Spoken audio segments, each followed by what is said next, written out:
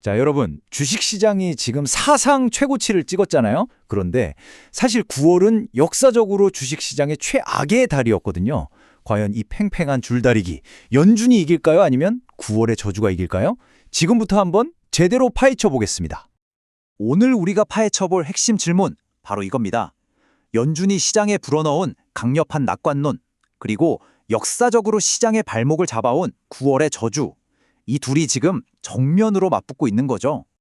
그래서 오늘 이야기는요, 먼저 시장을 끌어올린 희망, 연준의 치트키부터 시작해서요, 그 반대편에 있는 9월의 저주를 살펴볼 겁니다. 그리고 이 두 가지 상반된 시각의 근본 원인인 경제 논쟁을 들여다본 다음 모든 것의 행방을 가를 연준의 결정, 마지막으로 우리가 9월에 뭘 지켜봐야 할지까지 딱 짚어드릴게요. 네, 그럼 첫 번째로 지금 시장을 사상 최고치로 밀어올리고 있는 이 엄청난 낙관론의 실체부터 한번 들여다보겠습니다. 이게 사실 굉장히 단순하면서도 어떻게 보면 좀 말이 안 되는 아이디어에서 출발하거든요. 요즘 월스트리트는요, 좀 이상한 세상이에요. 바로 나쁜 게 좋은 거다, 이런 논리가 통하는 곳이죠. 무슨 말이냐면 예를 들어 고용지표가 안 좋게 나왔다? 그럼 오히려 환호성을 질러요. 왜냐하면 경제가 안 좋으니까 연준이 금리를 내려서 돈을 풀겠구나, 이렇게 생각하는 거죠. 거의 보증수표처럼 여기는 겁니다. 그리고 이게 그냥 상상이 아니라 실제로 과거 데이터를 보면 딱 들어맞아요. 여기 보시는 것처럼 연준이 금리를 내렸던 시기에는 S&P 500의 월 평균 수익률이 가장 높았어요. 반대로 금리를 올릴 땐 마이너스였죠. 그런데 말이죠, 이 공식이 무조건 통하는 건 아니고요. 아주 중요한 조건이 하나 있습니다. 바로 기업들의 이익이 계속해서 늘어나야 한다는 겁니다. 아무리 연준이 돈을 풀어도 기업들이 돈을 못 벌면 아무 소용이 없잖아요. 그러니까 경제의 기초 체력, 이 펀더멘털이 튼튼해야만 연준의 치트키가 먹힌다는 거죠. 그런데 지금 시장이 바로 이 완벽한 시나리오를 그리고 있는 겁니다. 월가에서는 내년의 기업이익이 무려 14%나 성장할 거라고 보고 있어요. 이게 어느 정도냐면 역사적 평균의 2배나 되는 엄청난 수치거든요. 자, 이런 상황에서 금리 인하까지 더해진다? 시장이 폭발할 거라는 기대감이 생길 수밖에 없는 거죠. 자, 지금까지는 장밋빛 전망을 봤는데요. 이제부터는 분위기를 좀 바꿔보겠습니다. 이 강력한 낙관론에 찬물을 확 끼얹는 반대 논리, 바로 역사절인 9월의 저주에 대해 이야기해볼 시간입니다. 이게 그냥 뜬구름 잡는 얘기가 아니에요. 데이터를 보면 아주 명확합니다. 1928년부터 지금까지 9월의 S&P 500 평균 수익률은 마이너스 1.1%. 1년 중 유일하게 마이너스를 기록한 최악의 달이었어요. 아니 도대체 왜 9월만 되면 이러는 걸까요? 여기에는 그럴 만한 구조적인 이유들이 있습니다. 이 달력을 보시면 9월의 위험 요소들이 아주 촘촘하게 박혀 있는 걸 알 수 있어요. 15일쯤 되면 시장의 큰 선인 기업들이 자사주 매입을 멈추고요. 동시에 법인세를 내느라 시장에서 현금이 쫙 빠져나갑니다. 19일에는 또 대규모 옵션 만기가 있어서 시장을 흔들 수 있고요. 30일에는 분기 마감을 앞두고 펀드들이 주식을 팔고 채권을 사는 리밸런싱까지 일어날 수 있죠. 한마디로 악재 종합 선물 세트인 셈입니다.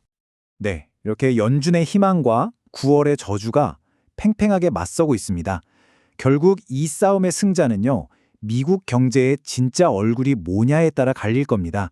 과연 경제는 다시 살아나는 걸까요? 아니면 침체로 빠져드는 걸까요? 전문가들 의견이 정말 완전히 정반대예요. 골드만삭스나 모건 스탠리 같은 쪽은 이제 회복 사이클 시작이야, 침체 확률은 18%밖에 안 돼, 이렇게 굉장히 긍정적으로 보고 있고요. 반면에 JP모건이나 UBS 같은 쪽은 최근에 수정된 고용지표 봤어? 경제가 약해지는 게 분명하고 침체 확률은 93%야, 이렇게 극단적인 경고를 하고 있습니다. 연준은 바로 이 혼돈 속에서 결정을 내려야 하는 거죠.